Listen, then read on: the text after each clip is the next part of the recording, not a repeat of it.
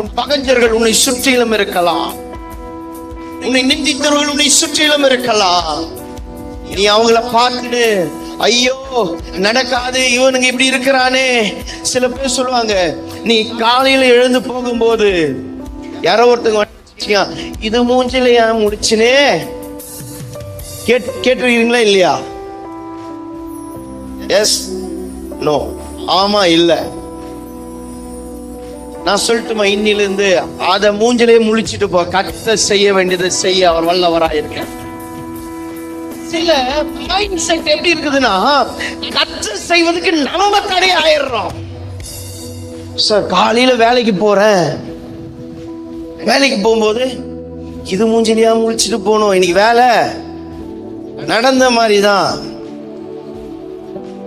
வேலை. இப்படி பேசுறவங்க நான் சொல்றேன், வேலை அப்பதான் ஆரம்பிக்கப்பட போகுது. ஏங்க, ஒரு மனுஷனை ஆவியில கொண்டு போய் எலும்பு முன்னாடி நிக்க வச்சிருக்கிறாரு.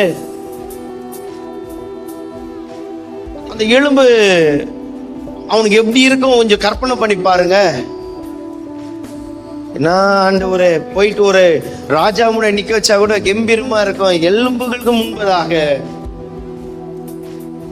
எலும்புகளுக்கு முன்பதாக, காய்ந்து போன எலும்புகளுக்கு முன்பதாய் கர்த்தர் நிக்க வைக்கிறார் என்றால் அவைகளை உயிரடைய செய்வதற்காக. இன்று உன் வாழ்க்கையில வறண்டு போய் இருக்கிறதை பார்க்க வைக்கிறார் என்றால் உன்னை கர்த்தர் கட்டி எழுப்புவதற்காக. இன்னைக்கு கர்த்தர் உன்னை கட்டி எழுப்புவதற்காக. எல்லாம் வறண்டு போயிருக்கிறது, என் எல்லைகள் எல்லாம் வறண்டு போயிருக்கிறது, என் சூழ்நிலைகள் எல்லாம் வறண்டு போயிருக்கிறது.